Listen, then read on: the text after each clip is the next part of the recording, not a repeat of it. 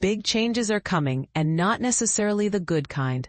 The federal government has dropped a bombshell by announcing budget cuts across all federal public service sectors with no advance consultation. This move could have far-reaching impacts, slashing public services and putting jobs at risk. PSAC isn't backing down and will be vigorously defending both workers and the integrity of your workplace. But here's where it gets controversial. PSAC's collective agreements include powerful job protection clauses. Before anyone faces job loss, employers are obligated to do everything possible to reduce the workforce through natural attrition, meaning they need to avoid layoffs where possible by not filling vacant positions. Plus, employees must be treated fairly and given every possible opening to continue their careers. This guide is packed with crucial information to help workers understand their rights and the steps involved if they're swept up in these changes. What is employment transition and why is it so important? Let's start with the basics. Employment transition, often called workforce adjustment, WFA, in the broader federal public service, refers to the measures taken to reduce permanent positions at the Canadian Food Inspection Agency, CFIA. It's not just a set of rules, but a shield hammered out by PSAC in negotiations to keep your job protected. The key guidelines for employment transition are found in your collective agreement, often in Appendix B for most CFIA bargaining units. Want to know the specific appendix for your job group? They're clearly broken out for Treasury Board, EB, FBPA, SVTC, Canada Revenue Agency, and Parks Canada, each with its own lettered or numbered appendix. Understanding employment transition in plain language. Employment transition occurs when the president officially decides that a permanent employee, or several, will not be needed past a certain date.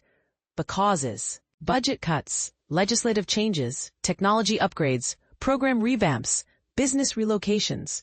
Basically any factor that eliminates the need for certain roles. A classic example: the discontinuation of a federal program could make a team's entire function obsolete, triggering employment transition for those workers. The policy can be applied to individuals, teams, or even whole departments. What must the employer do? By law, transparency and fairness top the list. The agency is required to promptly inform and consult the union about any impending workforce changes, help longtime employees find alternative positions in CFIA and beyond, treat all affected staff equitably and establish committees for employment transition, review all non-permanent staffing to help place surplus employees first, explore retraining options to keep you working, officially notify you, on paper, about your status and any updates. Launch voluntary departure programs when 5 or more people in a single work unit are affected. Assign a counselor to help guide you if you haven't secured a new job yet. Check Part 1 of the Employment Transition Policy for the full list of employer responsibilities. What are employees expected to do? Be proactive. In an employment transition situation, don't wait for opportunities to come to you. Seek them actively. Start looking into CFIA and other federal roles immediately. Important actions include working with HR to uncover suitable vacancies, learning your rights and possible benefits under the ETP, keeping resumes updated and ready to share, being available for contact, staying open to training and lateral job moves, keeping aware of timelines for crucial decisions. The tricky definitions. What's an affected, surplus, or opting employee?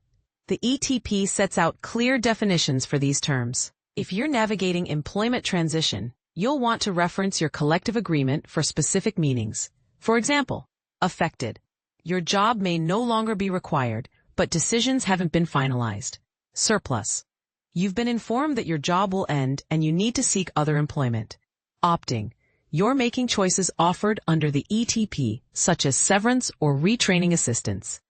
Navigating the ETP. Where should you start? The Employment Transition Policy is mapped out in stages, addressing roles, notification processes, relocations, retraining, salary protections for downgraded positions, and members' choices if they're left without a guaranteed job offer.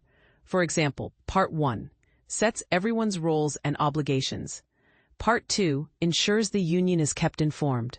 Part 3 outlines what happens if an entire work unit is moved. Part 4 deals with retraining employees. Part 5 talks salary protection if you're moved to a lower job classification. Part 6 explains choices if you're not offered a reasonable job, including a year of priority job finding, lump sum transition payments, and education support. Annex A will show you exactly how much you could get in transition support measure based on years of service. How do you know if the ETP applies to you?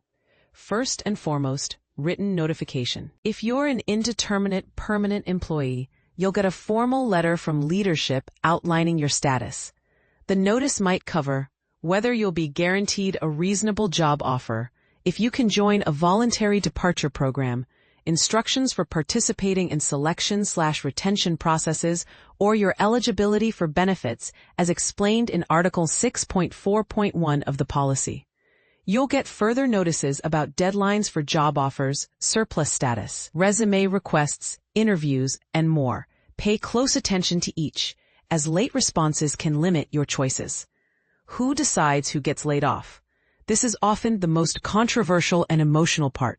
Due to the law, management has the exclusive right to pick who stays and who goes when positions are cut. It's not random either. Managers use set criteria to decide who best fits the evolving needs of the organization. This process, often criticized for lacking transparency and accountability, is under challenge from PSAC, which has pushed for a fairer, seniority-based system. Do you agree with a manager-led process, or should seniority take priority? What should you do if you hear about employment transition? Don't rely on rumors from management or coworkers. Keep the union in the loop about any official communication. Avoid hasty decisions. Get clarity from your union rep and employer before making any move. Carefully consider your personal situation and which options fit you best. Always meet the deadlines for decisions. It's tough, but essential, or you could get stuck with the worst option by default. If you're declared surplus and want to stay, hunt for other jobs and push HR for help. Stay reachable by both union and management alike. Remember, PSAC is your ally at every stage, from the first notice to the final outcome. Special circumstances term employees. If you're working on a term contract, your employment can end earlier than planned. If,